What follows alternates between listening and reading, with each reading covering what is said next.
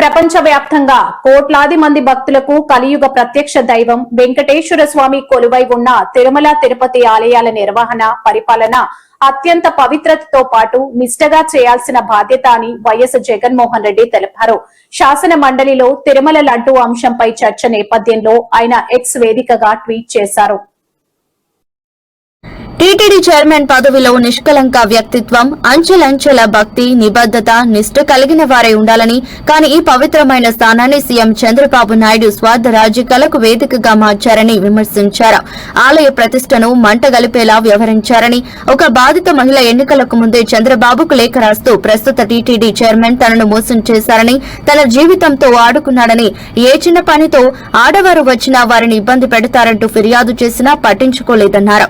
ఒక బాధితున్న వ్యక్తిగా చంద్రబాబు ఈ ఫిర్యాదుపై విచారణ చేసి చర్యలు తీసుకోవాల్సింది పోయి ఇన్ని రకాల ఆరోపణలు ఉన్నాయని తెలిసి కూడా విచారణ చర్యలన్నవి పూర్తిగా పక్కన పెట్టి అతన్నే టీటీడీ చైర్మన్ గా నియమించి ఆలయ ప్రతిష్టను పవిత్రతను కాలరాశారని మండిపడ్డారు.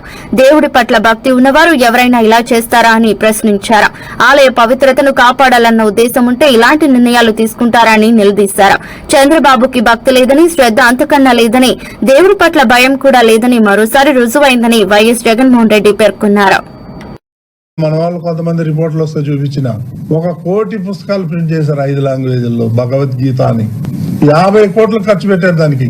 50 లక్షల్లో 32 లక్షల పుస్తకాలు ఇంకా గోడౌన్ లో పడి ఉన్నాయి. అదొకటి అడ్డం మనకి. ఆ భగవద్గీతలో చూస్తే ఎవడు మొహాన్ని వస్తారు, అందులో ఏమీ లేదు. భగవద్గీతని చులకనగా మాట్లాడే ఇలాంటి వ్యక్తికి టీటీడీ బోర్డు చైర్మన్ గా ఉండే అర్హత ఉందా? అలాంటి వాడిని వెంటనే రాజీనామా చేయించి మెడ పట్టుకొని గెంటేయాలని కూడా వీళ్ళందరినీ కోరుకుంటున్నాను.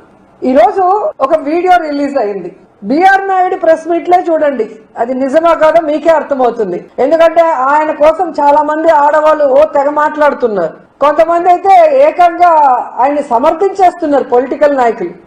ఆయన ప్రెస్ మీట్ చూస్తేనే మీకు అర్థమైపోతుంది అది నిజమా కాదని. ఆయన మీద ఏఐ చేసి బ్యాడ్ చేయాల్సినంత అవసరం ఎవరికి కూడా లేదు. ఆయన అంత గొప్ప వ్యక్తి కూడా కాదనేది తెలుసుకోవాలి. రెండవది, ఆయన మాట్లాడిన మాటల్లో ఆ వీడియోలో తప్పే ఉంది.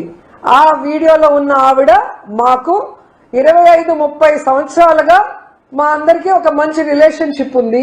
వాళ్ళ ఇంట్లో వాళ్ళు కంప్లైంట్ చేశారా లేదా మా ఆవిడ కంప్లైంట్ చేసిందా, మీకేంటి బాధ? ఇలా మాట్లాడినప్పుడు అది ప్రజల విజ్ఞతకే వదిలేస్తున్నాను. వాళ్ళిద్దరి మధ్య ఏముంది, ఏం జరిగింది, ఏం జరగలేదని.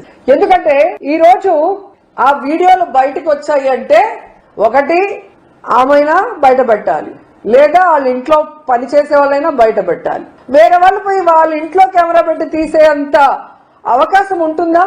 అది ఒకసారి మీ అందరూ కూడా ఆలోచించాలి. ఈ రోజు